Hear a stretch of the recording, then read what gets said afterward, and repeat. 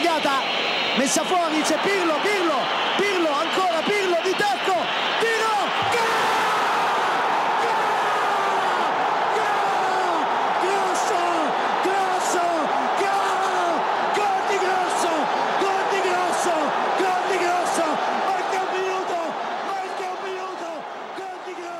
Hello and welcome to the Milan Talk podcast. I'm your host, Smeek Paul, and I'm delighted to say we're back to winning ways. Andre Silva on the mark with the last touch of the game in a 1-0 win over Genoa tonight. With Lazio slipping up, that moves us up to within 6 points of them with a game in hand. So, today was undoubtedly a good day. Looking at the positives and negatives from the game, starting with the positives, I think it was imperative for us to pick up 3 points. As I mentioned, with Lazio dropping points, Inter and Napoli are playing as I speak, so hopefully we see Inter drop points as well. But we had to take advantage of Lazio's slip-up, and eventually we managed to do so. In addition to that, also to pick out Andre Silva's first goal in Serie A, massive moment for him. This season has been a struggle for him for large periods. He's been restricted to a bench role. He hasn't managed to find the back of the net, and to see him make his mark with such a big moment, it's got to be huge for his confidence, and hopefully we can now see him kick on between now and the end of the season. So fantastic for him, fantastic for Milan. In terms of negatives, I don't want to moan too much considering we won the game, but I felt like we were really slow, really lethargic. Our pace and intensity was off. We were making it really easy for Genoa by moving the ball so slowly. By moving it so slowly, they were able to get back and defend in numbers and set themselves up, organise themselves. That made it harder for us to break them down. And I just think overall, we really played poorly for the majority of the game. Again, similarly to Arsenal last week, I don't remember a sustained period of play where I sat back and thought, we're actually playing really good football here. We deserve to take the lead. So that was a real negative for me. I think maybe it's fatigue. I think there are a couple of players, again, the same candidates who are kind of struggling with fatigue. They look a bit tired to me. Whether it's tiredness, whether it's just a loss of confidence after the defeat, whether it's something else. We just didn't look convincing as we have done in our run. So, absolutely delighted with the 3 points, of course. Winning is the most important thing right now, but I would have liked to have seen us do a little bit more to take control of the game and actually press it, look like a threat rather than just coasting through and being comfortable. I think we left ourselves open to being the subject of a shock. Genoa had a disallowed goal. They had another couple of really great opportunities. I think it was Zukanovic who headed wide when he had the goal gaping in front of him. So it could have been a very different story on the night. But fortunately for us, I'm very happy to say that obviously we managed to stand strong and eventually find the winner. So absolutely delighted with the win. Onto the manager rating out of 10, I've given Gattuso a 7. The thing that I picked out with him that impressed me most was his bravery to not only introduce Cutrone, but then to bring on Silva to change the setup to a 4-4-2, then to bring on Calabria so Borini could push up forwards. I think all those moves just showed his mentality of, we're in a good position to go on and win this game. Let's go chuck on the guys that can go out and win it for us. So I think it was great from him. Really good management, so I've given him a 7 out of 10. Onto the player ratings, starting with Donnarumma, of course, I've given him a 6. I think he didn't have a great deal to do. He dealt with anything he did have to do with minimal fuss, whether it was deliveries into the box, whether it was distributing out from the back. I think he kept it simple, looked good. So overall, 6 out of 10 seems a fair enough rating for him. Fabio Borini also gets a 6. I think it was a solid performance from him, considering obviously playing him out of position again at right back. He's showing that versatility and that willingness to sacrifice for the team. So Laxalt was always going to be a threat for Genoa. I think Borini, he had his couple of ropey moments where Laxalt looked like he was going to cause some problems, but overall I think Borini did well to handle him. So I was happy with Fabio, and I've given him a 6 as well. Bonucci gets a 7. I think it was another solid defensive performance from the captain. Again, I don't think he was troubled as we've seen him troubled this season with like the movement of a top striker. I think Genoa kind of made it easier for him, but I don't think he did much wrong defensively. And even when we were trying to push up in the latter stages, he was the one breaking forward with the ball at his feet, trying to push the issue and try and get us a breakthrough. So not always accurate with his long range passing. I think there were a couple of moments where he did try too much even, and it kind of just gave away possession needlessly. But overall, I was happy with him, so I've given him a 7. Romagnoli also gets a 7, I think. Again, barely put a foot wrong defensively, constantly breaking up Genoa attacks, whether it was with key interceptions, whether it was recovery tackles, whether it was in the air. Overall, just another really solid performance from him, and he just continues to look world-class to me. So I think that's now 4 consecutive clean sheets in Serie A for us, and he's been a major part of that. So really impressed with him again, so 7 out of 10. Ricardo Rodriguez gets a 6. I think he kind of faded as the game went on.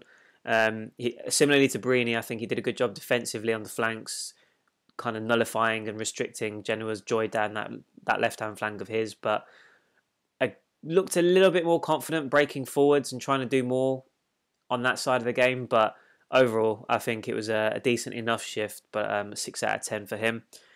Kessie also gets a 6. I think you know what you get with him. His energy and his work rate are so valuable to Milan. I think he covers so much ground, does all the dirty work, and he's a massive part of our midfield. But on this occasion, I just felt as though he lacked that kind of driving force in midfield, whether it was with his runs on the ball or without it.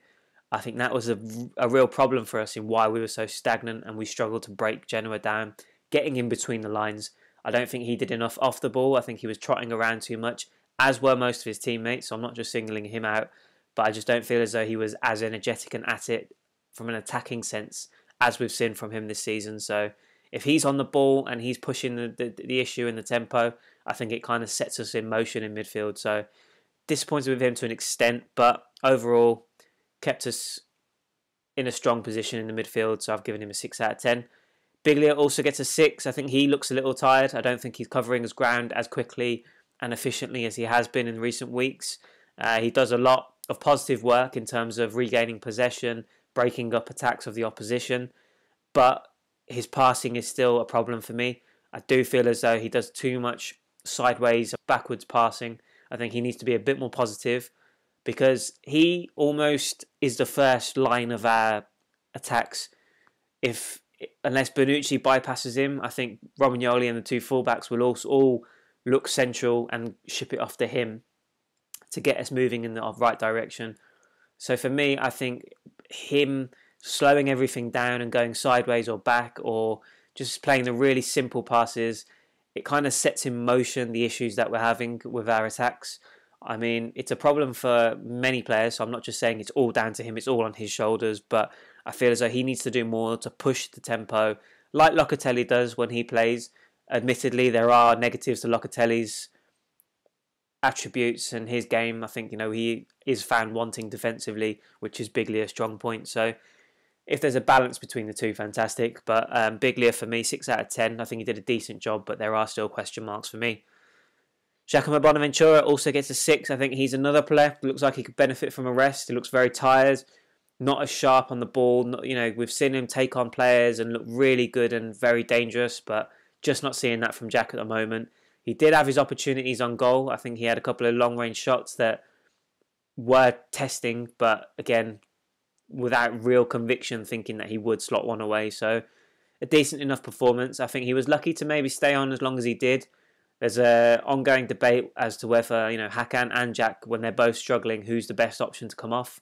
I think Hakan may be more capable of producing a moment of magic, but either way, both of them kind of disappointed for me. But overall, I've given Bonaventura a 6.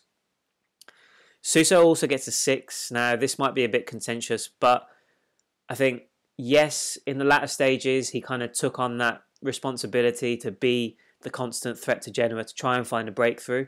And of course, he had the decisive moment where he produced the delivery for Andre Silva's winner. So on that side of things, absolute credit to Suso. He was a key man in our win. Prior to that, though, I had a big issue with him. I think more often than not, when we're struggling to break teams down, we look to Suso as an outlet too easily. And when it comes to him, I think he has a tendency to be very wasteful in possession. I think whether it's trying too much, whether it's trying to keep it too simple, I think there's an imbalance there and he needs to sort it out. Far too many times he finds the first man with his crosses and they just kind of peter out. Other occasions, he does too much. He takes on players, gets himself into a real troublesome position where he's got 2 or 3 players around him. Then he'll get out-muscled off the ball and lose possession. Other times, he's got his back to goal and the defence can deal with him much more easily than compared to when he's running at them. So he needs to figure out a way of getting on the ball and being able to just move in the right direction and immediately cause a problem for the defence. So overall, really happy with his performance at the end of the game. I think he had a decisive contribution, but prior to that, I just feel as though he was very disappointing and part of the issue for us in not being able to break Genoa down. So I've given Suso a 6. Kalinic gets a 5, and I'm really struggling now to pick out any positives with him. Gattuso praised his hard work in his post-match interview. For me, I don't even see that. He's not scoring goals. In his defence, he did have that early opportunity, which Perrin produced an absolutely brilliant save. So there was a big moment for Kalinic at that point. But following on from that, I just don't remember him doing anything positive of note. He's not scoring goals. He's not putting pressure on the defence from the front, which is what we need. We need the tempo to be set in our defending from the front man like Cutrone does for us. And he's simply not getting involved enough in building up play and attacks and linking up play. I think he gets lost in the kind of backline of the opposition and he gets bullied around too much. So for me, I'm just not seeing what Kalinic brings to this team. If there's a pecking order, it's Cutrone number 1, Silva number 2 and Kalinic 3rd, and that has to be the way between now and the end of the season. So another disappointing outing for Kalinic. I've given him a 5. Hakan also gets a 5. Again, there's an argument to be made that he was as poor or as effective as Suso and Jack throughout the game, but I just feel as though there's something missing from his game now. He is looking tired, I think. I think we've all praised him for the work rate and the hard work that he's put in when he's tracking back and doing his defensive job for the team.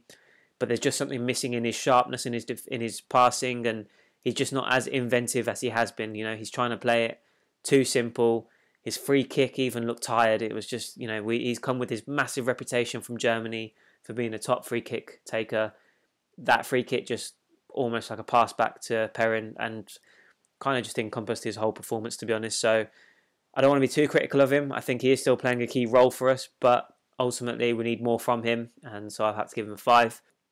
Substitutes, Cutrone, I've given him a 6. As expected, he came on, gave us a lift immediately with his pressing, his energy, his work rate, all those positive things, and he gave Genoa defenders something else to think about, whether it was peeling off behind them, whether it was coming short, whether it was running the channels. He pulled them to different areas of the pitch and gave them something else to think about. So I was really happy with his impact on the game. On the flip side of that, I would say, is it a concern that we need a 20-year-old kid to come on and liven us up? I think we shouldn't be relying on that, but at the moment it feels like we are, especially when Kalinic is playing. So Cutrone on his own, I think, taking that into account, I'm going to give him a 6 out of 10. On to my man of the match, Andre Silva gets a 7 out of 10. Finally ended that excruciating wait for a Serie A goal. A really good finish, a top header to kind of divert it. Suso's cross into the back of the net. Perrin practically got a hand to it, but still couldn't stop it. Brilliant header and fantastic to see him. I'm so happy to see him finally get on the score sheet in the league. Hopefully that's a big moment for him in his season. We are running out of time for him to make that impact that we all thought he would when he arrived last summer. But he's still got a few weeks to go. Let's hope that he can kick on, use this moment to build some confidence and to really make a positive impact now between now and the end of the season. So good on Silva. Really happy for him. 7 out of 10. Calabria came on a little bit too late for me to give him a rating, but what I will say is that I think he was a very important introduction to the game. Offered more energy down the right. He really attacked well, produced a number of crosses in a very short space of time, and that pushed Genoa deeper and deeper into the closing stages. So I think he had a really positive impact on the game, albeit only for around 10 minutes or so. But really happy with Calabria's performance. On to your Twitter questions and comments, starting with Samir Mohammed, at Samir Mohammed 72. I almost fell asleep. If we play like this against Arsenal, we are going to get hammered. Hakan and his free kicks, what's up?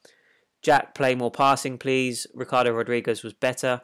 Suso was trying the entire game and that cross was a beauty. Kalinic, F off. Andre Silva got his first goal in the best way possible. Flop of the match, who else? I'm guessing that's Kalinic. Samir. Man of the match, Suso or Silva. Thoughts on the 4-4-2 towards 75 minutes? So breaking this all down, Samir, I agree with you for the most parts, falling asleep. It was a very, very dull game. I thought like I said, I thought we played at the wrong pace. We needed to push it quicker, and that kind of allowed Genoa to really frustrate us. So that was a major disappointment. And I echo your thoughts. We need to be much, much better on Thursday, because if we play like that again, as I mentioned, Genoa did have their opportunities. If we play like that against Arsenal at the Emirates, on the basis of what we saw in the first half and the first leg, I think we're going to be in serious trouble. So we definitely need to wake up and produce a much better performance. Yep, mentioned the free kicks with Hakan. I've got no idea on that one. Jack needs to do more passing, and Ricardo Rodriguez was better. Suso trying the entire game. That cross was a beauty. I know you gave Suso your man of the match along with Silva, but I do agree that he obviously had a decisive impact on the game, and as I mentioned in my player ratings, I think especially in the latter stages of the game, he took on that responsibility to be the constant threat, to try and find a way to unlock the Genoa defence. So I completely agree with you there. What I will say though, just reiterate what I mentioned earlier, I do think he is very inconsistent still. I think he needs to be more accurate with his crossing. I think far too many times he did hit the first defender and it was just an attack that petered out. And as I mentioned also, that I think he just needs to do better in terms of reading a situation, knowing when to pass it off, knowing when to take his man on, knowing when to cut in on his left and go on the right. I think he does it brilliantly for the most part, but there are games like this where for 65 minutes, maybe, let's say, that I think he was very frustrating for me personally. So I think I completely agree with all the praise that he'll get, and is absolutely deserved. But on this occasion, I think there were frustrating elements of his performance. And then just to touch on that, on your question about the thoughts on the 4-4-2 after 75 minutes, I think it's absolutely a viable and a genuine option for Gattuso, especially if we're chasing a game or we're looking for a breakthrough, then absolutely switching it up, plan B, giving the defence something else to think about. What I will say though is I think for that period of 15 minutes with Cutrone and Silva on the pitch together, they were lacking a bit of chemistry, and I think there were a couple of attacks that were building up, and whether it was a flick on header or whether it was just a simple pass to one another, they weren't really on the same page. So if they are to kind of strike up a partnership up top in a 4-4-2, then that's assuming we all want Kalinic out of the team, which I'm guessing is the case.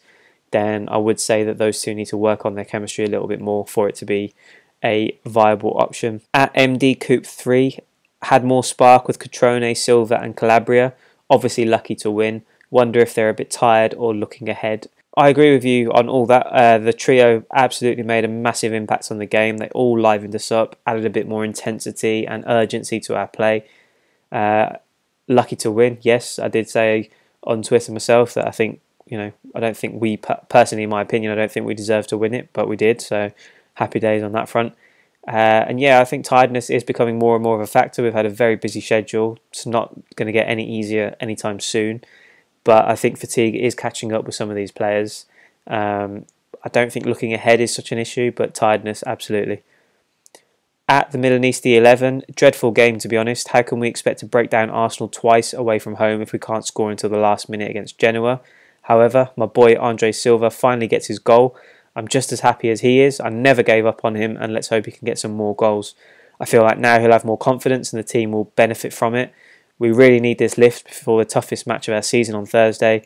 Man of the match Silva, flop of the match Bonaventura, who needs to step it up. I also think Silva should start versus Arsenal.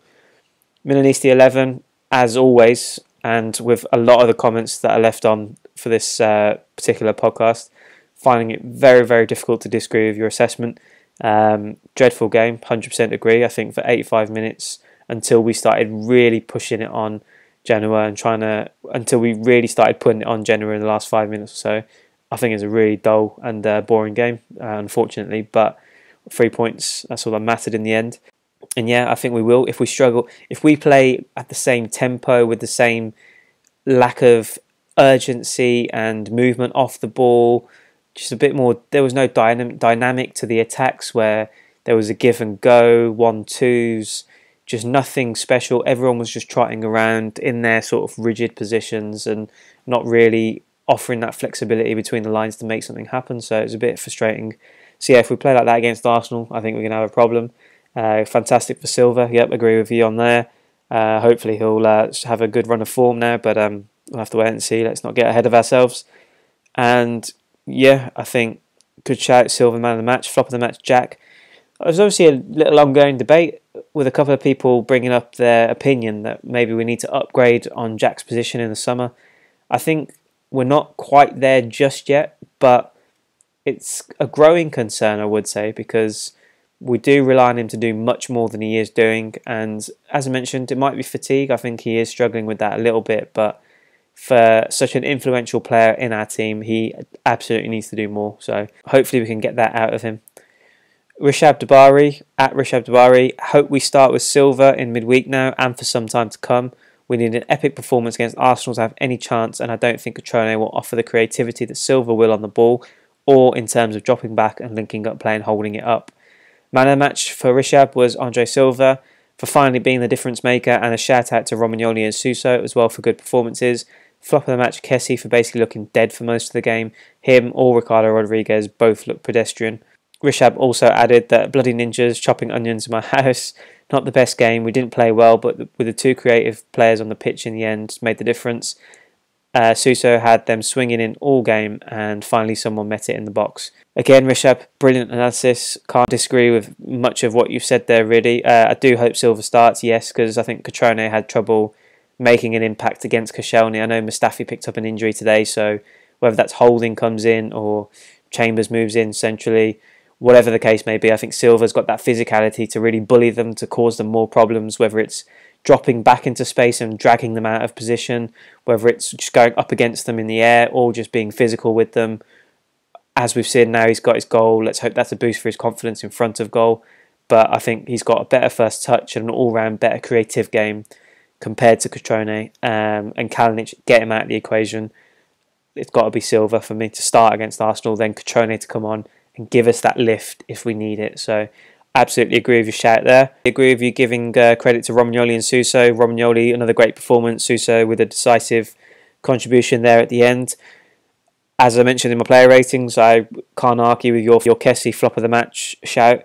I think he did look really, really poor today, so he needs to really step it up before Thursday, because his physicality, energy in midfield is going to be absolutely crucial to not only limiting Arsenal but giving us a foothold in the game and going on to win it. So Kessie needs to step it up. Jojo at Fop_E, I agree, Kalinic reminds me of Matri. Both can't play, but coaches think they have experience. That's a very, very good comparison there, actually. Matri was very similar in that sense, where Allegri showed lots of faith in him, wasn't scoring goals. There was this whole myth of him running hard and being, sacrificing himself for the team, but that doesn't really cut it at this level. I think we need to see much more, and Kalinic isn't delivering. So Cutrone top, Silva second, Kalinic third. That has to be the pecking order for us for the rest of the season. Joey at JGallo518, thoughts on a 4-4-2? Yeah, I've addressed that in the earlier comment. I think it is absolutely a plan B. I think it's a great option to have, especially, like I said, when we're chasing games and looking to get a breakthrough. But as I mentioned, I think Cutrone and Silva definitely need to work on that relationship up top if we go with two men up top. I don't think that understanding and chemistry is there. So if they can work on that and make themselves a much better pairing, then absolutely 4-4-2 has got legs in it, and we can certainly see more of that in the future. Great stuff, guys. I think that's a wrap for this podcast. Thank you very much for your comments, as always. Absolutely love engaging with you, and as you've seen there, completely agree with all your assessments. Maybe that is making me sound a little bit boring, but I just cannot disagree with a lot of what you're saying. It's all spot on. So really appreciate the comments and for listening. Follow me at MilanTalk1 on Twitter and Facebook. In the meantime, I'll be back on Thursday for the Arsenal game.